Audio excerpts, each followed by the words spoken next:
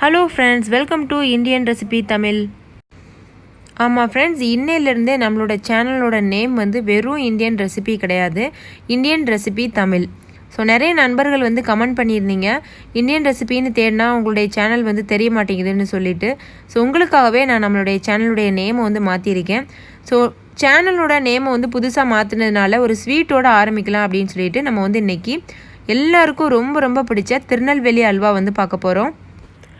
அதுவும் ட்ரெடிஷ்னலான மெத்தடில் கரெக்டான அளவுகளோடு பார்க்க போகிறோம். இதே போல் நீங்கள் பண்ணிங்க அப்படின்னா திருநெல்வேலி அல்வா நீங்களும் வீட்டிலையே பண்ணலாம். அவ்வளோ ஜூஸியாக அவ்வளோ சூப்பராக இருக்கும். வாயில் வச்சதும் அப்படியே கரைஞ்சிட்டு நழுவிக்கிட்டு வாய்க்குள்ளே போகும். அந்த அளவுக்கு சூப்பரான அல்வா நம்ம பார்க்கலாம் வாங்க. இந்த ரெசிபி செய்கிறதுக்கு ஃபஸ்ட்டு வந்து 1 கப் அளவுக்கு கோதுமை எடுத்து 8 மணி நேரம் ஊற வச்சுக்கோங்க. பாருங்கள், இது நல்லா 8 மணி நேரம் ஊறியிருக்கு. இப்போது இதை இந்த தண்ணியில் நல்லா அலசிட்டு நம்ம வந்து மிக்சி ஜாரில் போட்டு அரைச்சிக்கிறலாம். நம்ம எப்படி தேங்காய் பால் எடுப்போம்ல அந்த மாதிரி தான் இதை வந்து அரைச்சிக்கிறணும். 1 டம்ளர் தண்ணி ஊற்றி அரைச்சிக்கோங்க. பாருங்கள், இந்த மாதிரி ஒரு சன்னி வச்சுக்கோங்க. ஒரு மிக்சிங் பவுல் வந்து கீழே வச்சுக்கோங்க. வச்சுட்டு நம்ம அரைச்சி வச்சுருக்கோம்ல கோதுமை மாவு, அதை வந்து இதில் சேர்த்துடலாம். சேர்த்துட்டு அந்த மேலே இருக்கக்கூடிய சக்கையெல்லாம் வந்து பிழிஞ்சு தனியாக எடுத்துருங்க. பாருங்கள், எப்படி பால் வடியுது பாருங்கள், நல்லா திக்கான பாலாக கிடைக்கும். கை போட்டு நல்லா அந்த மாதிரி கசக்கி விடுங்க, இல்லாட்டா அது அடியில் தங்காது. இப்போ பாருங்கள், நம்ம பால்லாம் பிழிஞ்சு எடுத்தாச்சு. நம்மளுக்கு இவ்வளோ சக்கை கிடச்சிருக்கு பாருங்கள். இந்த சக்கையை நீங்கள் மறுபடிக்கும் மிக்சியில் போட்டு டம்ளரில் தண்ணி ஊற்றி நீங்கள் வந்து அரைச்சி எடுக்கலாம். பட் நான் வந்து அந்த மாதிரி பண்ணலை. எனக்கு வந்து இதுவே நிறைய பால் கிடச்சிருக்கு, அதனால் நான் இந்த சக்கையை வந்து தூக்கி போட போகிறேன். இப்போது இந்த பால் இருக்குல்ல, இதை இப்படி வந்து ஒரு மணி நேரத்துக்கு இப்படியே விட்டுருங்க. ஏன்னா அந்த பாலில் இருக்கக்கூடிய அந்த கெட்ட தண்ணியெலாம் வந்து மேலே எலும்பி நிற்கும். அது நம்மளுக்கு தேவையில்லை. அதனால் இதை இப்படியே விட்டுறலாம் ஒரு மணி நேரத்துக்கு. இப்போது 1 மணி நேரம் ஆயிடுச்சு. இது மேலே முறையாக வந்து நிற்கிது பாருங்கள், தண்ணி மட்டும் தெளிஞ்சு வந்து நிற்கிது. இந்த தண்ணியை நம்ம கீழே ஊற்றிடலாம். இப்போ மேலேருந்து பார்த்தா உங்களுக்கு தெரியாது, சைடில் பாருங்கள், அந்த தண்ணி நடுவில் தெரியுதா, கீழே வந்து மாவு மாதிரி தங்கியிருக்கு பாருங்கள். இதுதான் நம்மளுக்கு வேண்டும். இந்த தண்ணி தேவையில்லை. ஸோ இதை கீழே ஊற்றிடலாம். இந்த மாதிரி மெல்ல ஊற்றுங்க. ஊற்றுனதுக்கப்புறமா கீழே இந்த மாவு வந்து தங்கிரும். அதை வந்து நம்ம வெளியில் எடுத்துக்கிறலாம். இப்போ இந்த தண்ணியை நம்ம கீழே ஊற்றிடலாம். இதில் வந்து பார்த்திங்கன்னா அடியில் கார்ன்ஃப்ளவர் மாவு மாதிரி கெட்டியாக தங்கியிருக்கும். அது வந்து ஸ்டார்ச்சு. நீங்களே பாருங்கள் எப்படி கெட்டியாக தங்கியிருக்கு பாருங்கள்.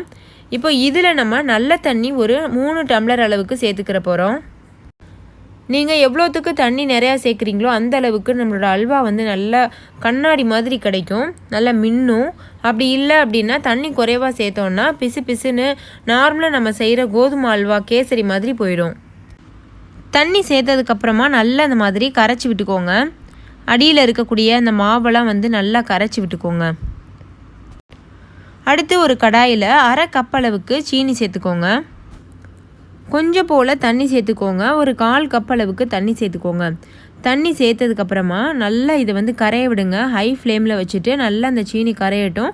கரைஞ்சதுக்கப்புறமா மறுபடிக்கும் வந்து ஹை ஃப்ளேமில் வச்சு கிண்டிகிட்டே இருங்க. அப்போது வந்து இந்த சீனியுடைய கலர் வந்து சேஞ்ச் ஆகும். ஒரு 10லேருந்து 15 நிமிஷம் ஆகும் அதோடைய கலர் சேஞ்ச் ஆகிறதுக்கு. பாருங்கள், இப்போ ஒரு 15 நிமிஷம் ஆயிடுச்சு. அந்த சீனியோட கலர் வந்து எப்படி மாறி இருக்குது பாருங்கள், நல்லா ப்ரௌன் கலரில் இருக்குது. இந்த சீனி கலர் என்ன கலரில் இருக்கோ அதே கலரில் தான் வந்து நம்மளுக்கு அல்வாவோட கலர் வரும். ஸோ இதை நீங்கள் ரொம்ப கருக விட்டுட்டிங்கன்னா அல்வா வந்து கருப்பு கலரில் ஆயிரும். இப்போ இது மேலேயே 2 கப் அளவுக்கு சீனி சேர்த்துக்கோங்க. 1 கப் அளவுக்கு நம்ம கோதுமை சேர்த்தோம்ல, இப்போ 2 கப் அளவுக்கு நம்ம சீனி சேர்த்துருக்கோம். சேர்த்துட்டு நல்லா அந்த மாதிரி கலந்துக்கோங்க. அதுக்கப்புறமா இதில் 2 கப் அளவுக்கு தண்ணி சேர்த்துக்கோங்க. சேர்த்துட்டு நல்லா வந்து கலந்து விட்டுக்கோங்க. நீங்கள் கலக்கும் போது வந்து பார்த்திங்கன்னா கட்டி கட்டியாக வரும். ஏன்னா நம்ம அடியில் வந்து சீனி வந்து கலர் சேஞ்ச் ஆகிறதுக்காக ரொம்ப நேரம் அடுப்பில் வச்சுருந்தோம்ல, அதனால் இந்த மாதிரி கட்டி கட்டியாக வரும். அதனால் ஃபீல் பண்ண தேவையில்லை. நம்ம தண்ணி ஊற்றி கரைக்கும் போது நல்லா வந்து அந்த சூட்லேயே அது நல்லா இலகிரும். பாருங்கள், இந்த மாதிரி மிக்ஸ் பண்ணி விட்டுட்டு அப்படியே விட்டுருங்க. லோ ஃப்ளேமில் வச்சுட்டு அப்படியே விட்டுருங்க ஒரு 10 நிமிஷத்துக்கு. தானாக அது வந்து கரைஞ்சிரும். பாருங்கள், தானாக கரைஞ்சிருச்சுல்ல.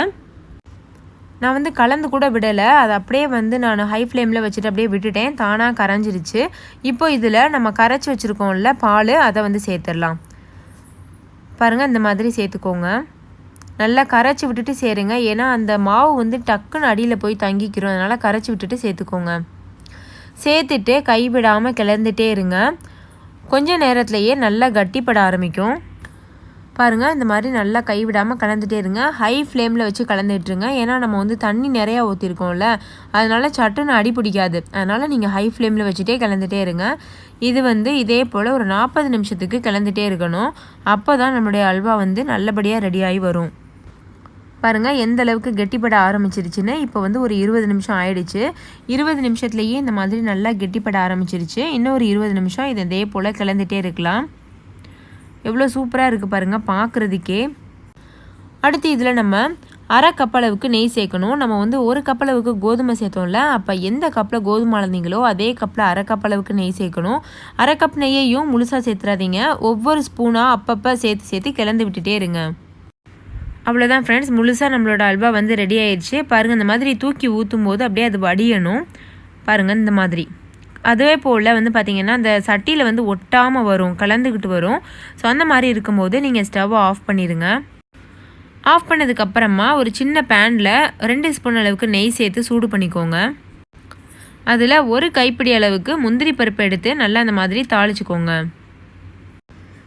தாளித்த முந்திரி பருப்பை இந்த அல்வாவில் சேர்த்துக்கோங்க. சேர்த்துட்டு நல்லா ஒரு தடவை கிளந்து விட்டுக்கோங்க. முந்திரி பருப்பை சேர்த்துட்டு ஸ்டவ்வை ஆன் பண்ணிவிட்டு கொஞ்சம் நேரம் கிளந்து விடுங்க. ஒரு 2 நிமிஷம் கிளந்து விட்டுக்கோங்க. அதுக்கப்புறமா நீங்கள் ஸ்டவ் வந்து ஆஃப் பண்ணிடலாம். உங்களுக்கு தேவைன்னா இதில் நீங்கள் ஒரு ஸ்பூன் அளவுக்கு ஏலக்காய் தூள் சேர்த்துக்கோங்க. நான் வந்து இன்றைக்கி சேர்க்கலை. பாருங்கள், இந்த நெய்யெல்லாம் நம்ம ஊற்றின நெய்யெல்லாம் வந்து இது விட்டுக்கிட்டு வரும். அந்த சமயத்தில் நீங்கள் வந்து ஸ்டவ் ஆஃப் பண்ணிடுங்க. அவ்வளோதான், முந்திரி பருப்பு நம்ம சேர்த்ததுமே வந்து நீங்கள் ஸ்டவ் ஆஃப் பண்ணிடலாம். நீங்கள் பார்க்கும்போது உங்களுக்கே தெரியும், கலர்லேருந்து அந்த டெக்ஸ்சர்லேருந்து எல்லாமே அப்படியே பெர்ஃபெக்டாக வந்திருக்கு நம்மளுக்கு. ஸோ இதே அளவுகளோடு நீங்களும் செய்து பாருங்கள். நீங்கள் கடையில் அதுக்கடுத்து அல்வா வாங்கவே மாட்டீங்க. ஒரே ஒரு கப் அளவு தான் நான் கோதுமை போட்டேன். பாருங்கள் எவ்வளோ அந்த கடாய் நிறைய நம்மளுக்கு வந்து அல்வா கிடச்சிருக்கு. இது சட்டுன்னு கெட்டும் போயிடாது. நீங்கள் ஃப்ரிட்ஜில் வச்சுட்டு 2 வாரத்துக்கு கூட யூஸ் பண்ணிக்கலாம். அப்பப்போ தேவையான நேரத்துக்கு எடுத்துகிட்டு நீங்கள் லைட்டாக சூடு பண்ணிவிட்டு நீங்கள் யூஸ் பண்ணிக்கலாம். நல்லா சுட சுட அல்வா வந்து நம்ம சாப்பிட்ட மாதிரி இருக்கும். ஸோ கண்டிப்பாக ட்ரை பண்ணி பாருங்கள் ஃப்ரெண்ட்ஸ். இதே போல் நீங்களும் ட்ரை பண்ணி பாருங்கள். இப்போ இது நம்ம ஸ்டவ் ஆஃப் பண்ணிட்டு வேறு ஒரு பவுலில் மாற்றிடலாம். அவ்வளோதான் ஃப்ரெண்ட்ஸ், நம்ம அல்வாவை வேறு ஒரு தட்டில் மாற்றியாச்சு. ஸோ இதே போல் நீங்களும் ட்ரை பண்ணி பார்த்துட்டு உங்களோட எக்ஸ்பீரியன்ஸை கமெண்ட்டில் என் கூட ஷேர் பண்ண மறந்துடாதீங்க. இந்த வீடியோ உங்கள் எல்லாருக்கும் ரொம்ப பிடிச்சிருக்குன்னு நம்புகிறேன். இந்த வீடியோ பிடிச்சிருந்தால் லைக் பண்ணுங்கள். உங்கள் ஃப்ரெண்ட்ஸ் கூட நிறைய ஷேர் பண்ணுங்கள். ஸோ உங்களும் பார்த்து பயன்பெறட்டும்.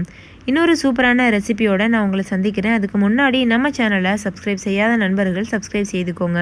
தேங்க்யூ, பாய்.